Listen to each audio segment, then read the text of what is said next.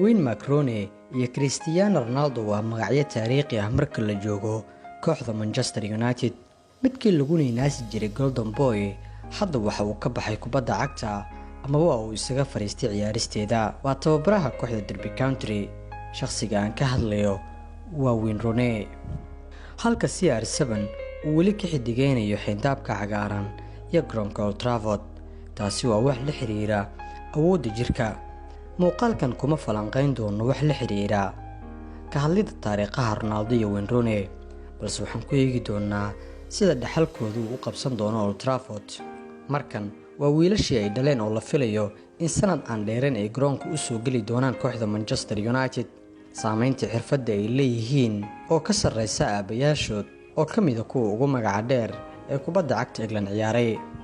iyo ka jawaabidda su'aasha ah midkee ayaa xidigsan oo xirfad wanaagsan, Cristiano Ciyar iyo Rooney oo ah laba wiil oo ay aabayaashooda Manchester United wax badan u soo qabteen maadaama ay ka wada tirsan yihiin Dayarta Manchester United.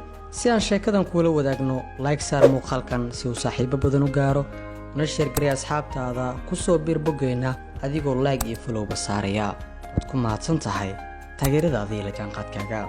sida la wada ogyahay waqti dheer ay labada nin ee kala Ciyar iyo Rooney ka wada xidigeynayeen, goolal isku baasiyeen, wada dhalinayeen, wada jirra guulo u gaarsiinayeen shaadiinta xasaas kooxda la magac baxday.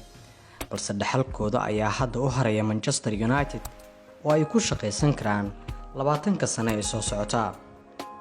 haddii aan ku horeyno Cristiano Ciyar, isagu waa xirfadle goolalin u saaxiiba sida aabihiis oo kale. mar ay ayadiis ka hadlaysay xirfadiisa waxa ay sheegtay in wiilkii ay iyada u tahay Cristiano Ciyar uu ka fiican yahay aabihiisa Ciyar.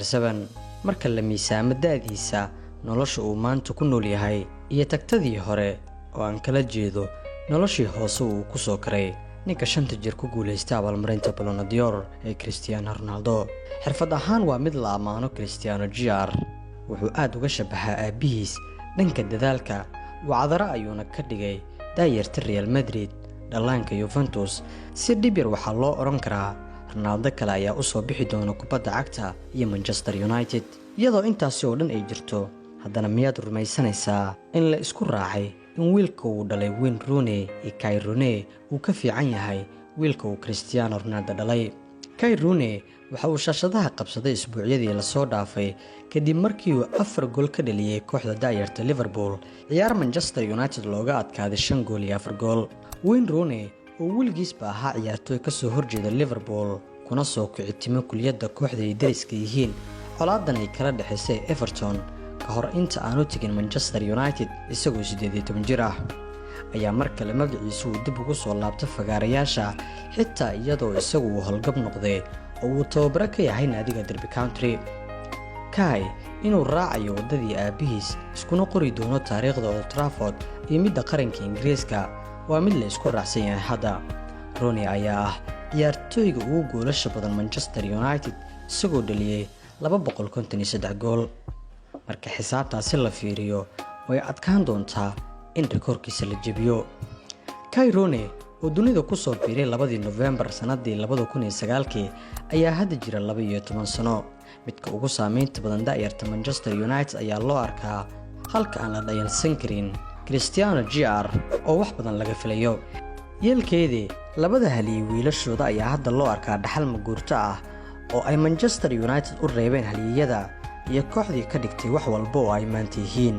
ilaa dhamaadka haddii aad nala joogtay, ha hilmaamin inaad like saarto muuqaalkan kuna soo biirto boggeena si aysan kuu dhaafin warbixinada ciyaaraha la xiriira oo aan halkan idinkugu soo gudbin doono. u share garay asxaabtaada kale si aan u helno saaxiibo wanaagsan sida adigoo kale. waad ku mahadsan tahay daawade taageeradaada iyo la jaanqaadkaaga.